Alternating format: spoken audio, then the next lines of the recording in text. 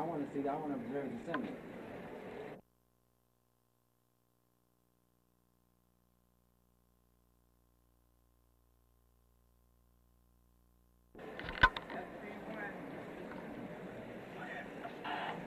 I have these Black Panthers up here with guns on the second floor. Check.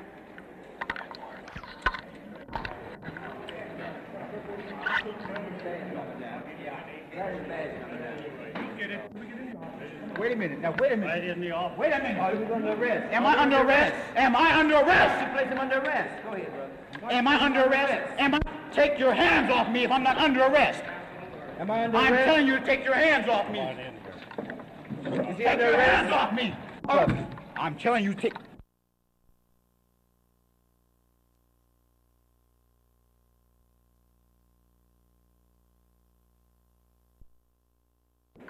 How many you got?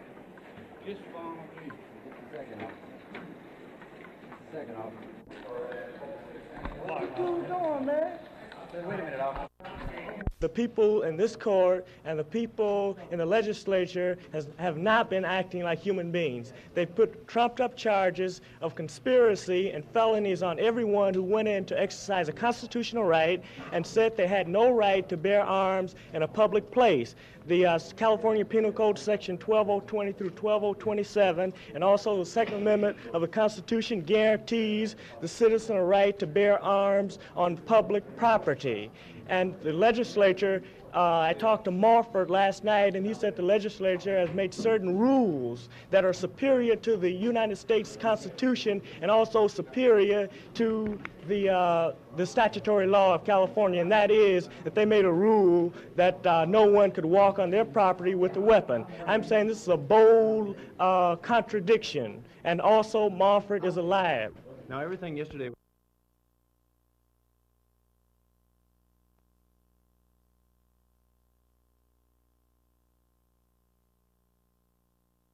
Ain't no sawed off. That's a rad shotgun just like yours. Exactly like But why is yours? And the big stick.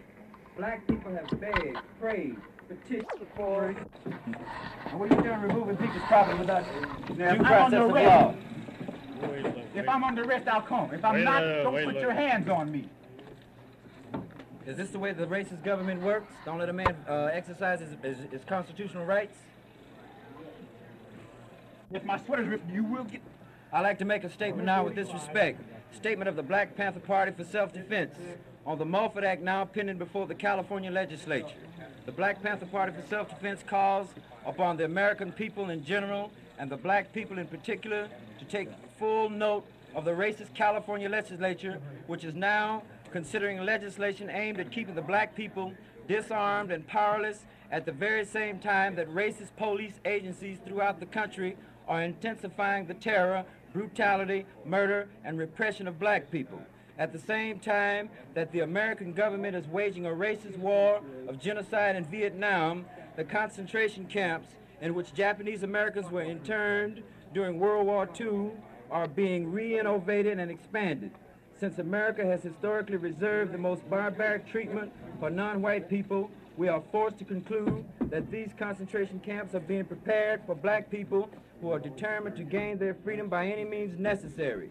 The enslavement of black people from the very beginning of this country, the genocide practiced on the American Indians, and the confining of the survivors on reservations, the savage lynching of thousands of black men and women, the dropping of atomic bombs on the Hiroshima and Nagasaki, and now the cowardly massacre in Vietnam.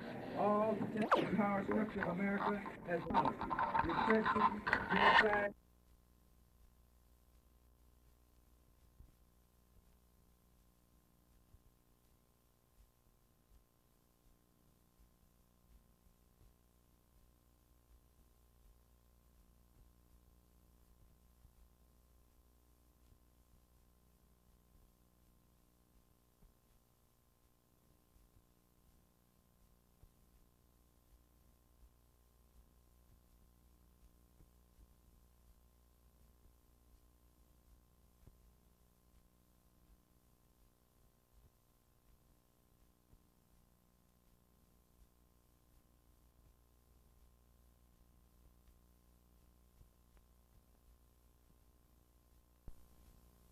Well, I think it's a ridiculous way to try and solve the problems that have to be solved among people of goodwill, and there's certainly nothing that can be done in the line of goodwill when Americans have guns with even the implied idea that those guns might be directed against other Americans.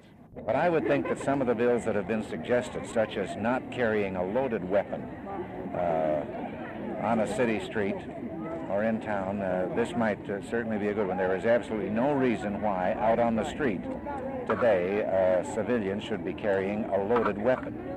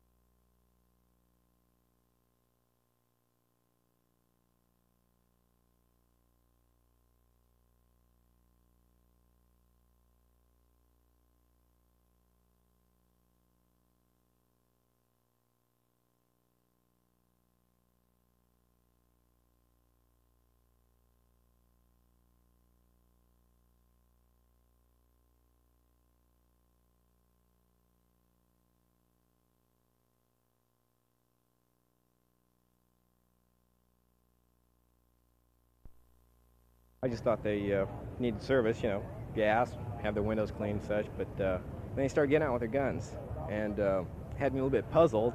I didn't want to approach them. So one of them walked up to me and asked if he can have $2 worth of gas in his Pontiac over here. So I went ahead and put the gas in, and I noticed the guns were loaded, and they were just standing around. They didn't say anything. They just started, you know, tending to their windows and checking the oil. Then I looked across the street and I saw one of the city police coming across with his motorcycle, and he had his eye on him. And it just seemed like everything broke loose. This place was swarming with city cops. Ours is legal. Yeah, well, that's legal too. If yours is legal, I don't see how y'all can be no better than us. You don't know the Constitution, right? Not like this. Sure we do. We're well aware of the Constitution. You have no right to take my gun away from me. You breaking the Constitution like. Right. No, that's all. If he's breaking the law, how come you don't arrest him? I would like to have my gun back.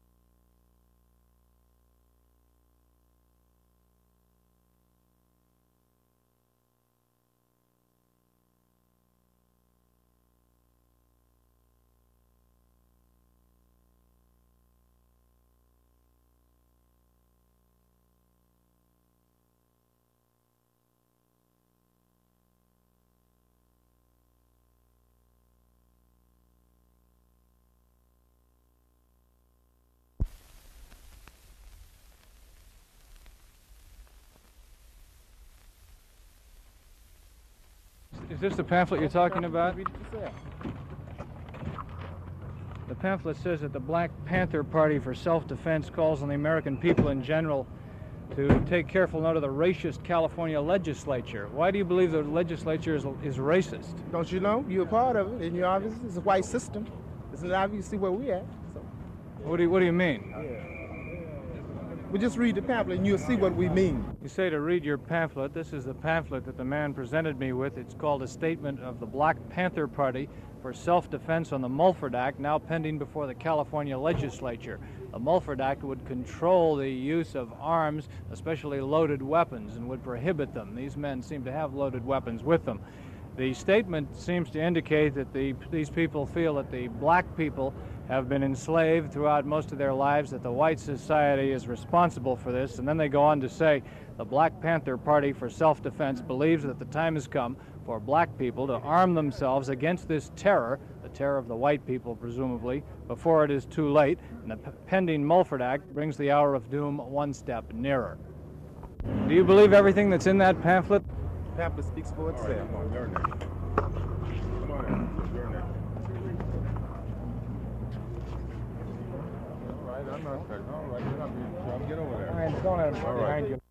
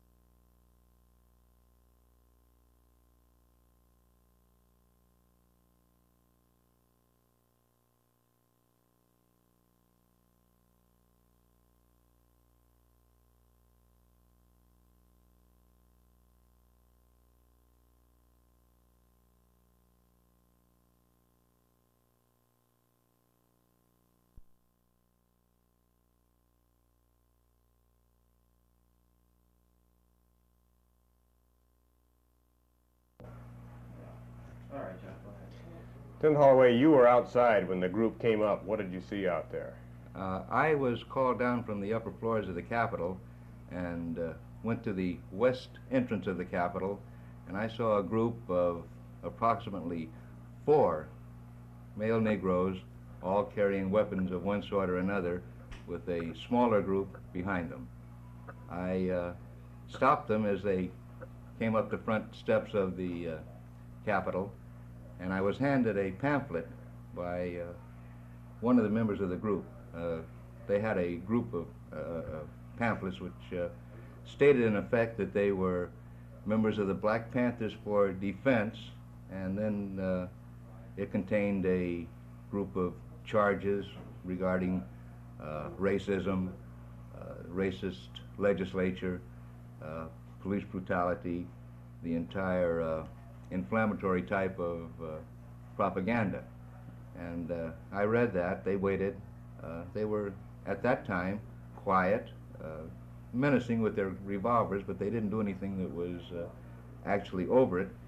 And after reading their pamphlet, I explained to them that they did have a right to bear arms, that as long as they behaved themselves, the state police would protect them, and then they entered the building.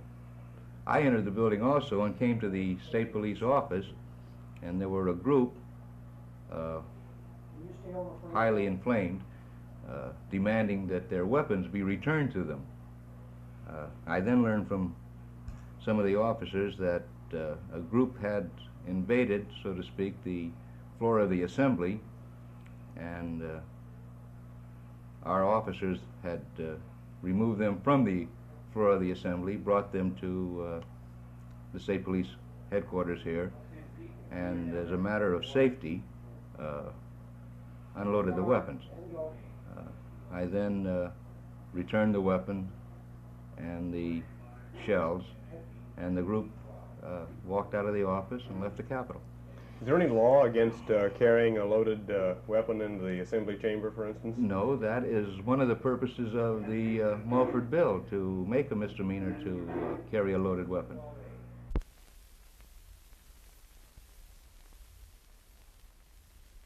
In the back of my mind, no.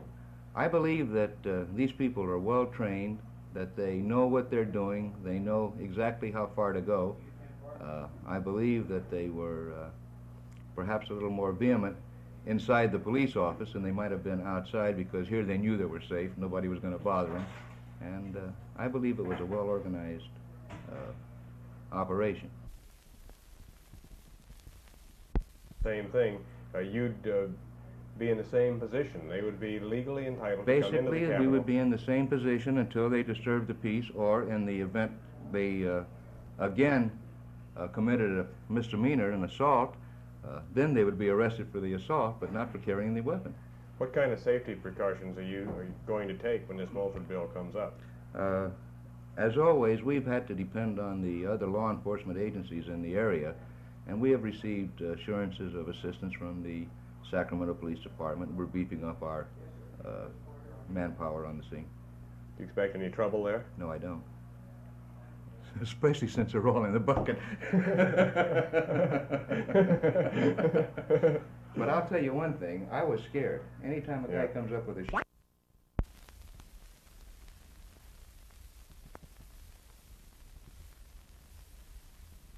I was standing by the gate. As a rule, the fellas that come through, if they have a card, we let them in. Otherwise, we don't. But this bunch came just rushing through. No stopping at all. They knocked me away from the gate altogether. Did it knock you down? Yes, sir. And what happened then? Well, they went on into the chamber. Speaker Pro Tem asked me to clear the floor in the rear, and I went to the rear with all the cameramen were there from the news media, and told the people to leave. They had no right to be in there, and they indicated their constitutional right was being violated. And under our rules and regulations of the assembly, you're only permitted in the downstairs part of the assembly with a guest pass from a member, which they did not have. I understand they were removed from the chamber. Did you do this alone, or how many men helped you? Well, there was a couple of my men and one of the state policemen. What was your reaction and the reaction of the members of the assembly at that time?